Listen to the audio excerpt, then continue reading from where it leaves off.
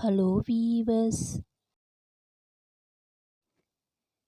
ஆங்கிலேயர்களால் ஆளப்படாத ஒரே இந்திய மாநிலம் எது? A Tamil Nadu, B Goa, C Pondicherry, D Orissa.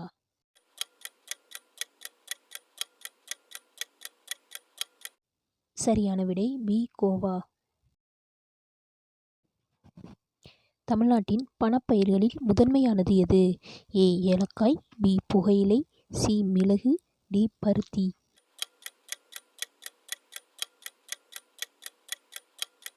சரியான விடை டி பருத்தி. இம்பீரியல் வங்கி எந்த ஆண்டு எஸ்பிஐ என்று பெயர் மாற்றம் செய்யப்பட்டது? ஏ 1947, பி 1950, சி 1955, டி 1960.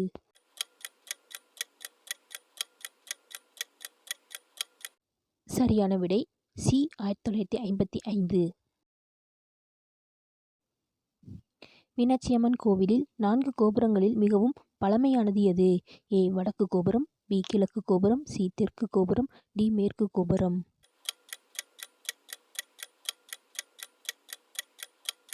சரியான விடை பி கிழக்கு கோபுரம்.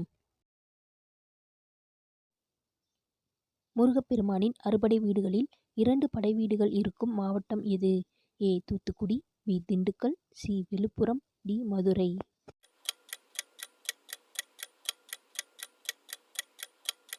சரியான விடை டி மதுரை.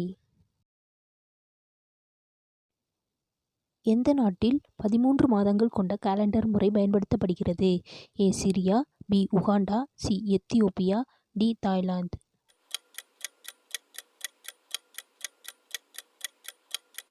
சரியான விடை சி எத்தியோப்பியா.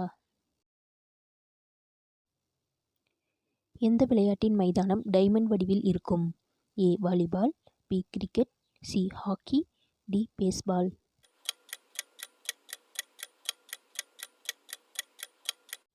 சரியான விடை டி பேஸ்பால்.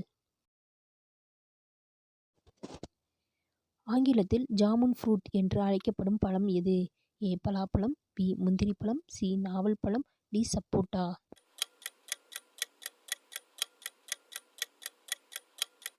சரியான விடை சி நாவல் பழம்.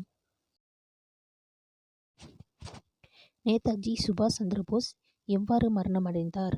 ஏ இயற்கை மரணம், பி விமான விபத்தால், சி புற்றுநோயால், டி துப்பாக்கிச் சூட்டால்.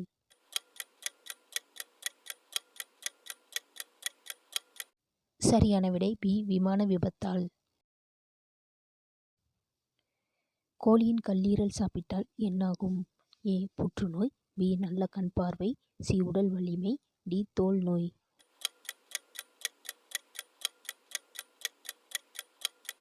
சரியான விடை பி நல்ல கண் பார்வை. ஓகே வியூவர்ஸ், இந்த வீடியோ உங்களுக்கு பிடிச்சிருந்துச்சுன்னா லைக் பண்ணி, ஷேர் பண்ணி, கமெண்ட் பண்ணுங்கள். மறக்காமல் என்னுடைய சேனலை சப்ஸ்கிரைப் பண்ணுங்கள். தேங்க்ஸ் ஃபார் வாட்சிங்.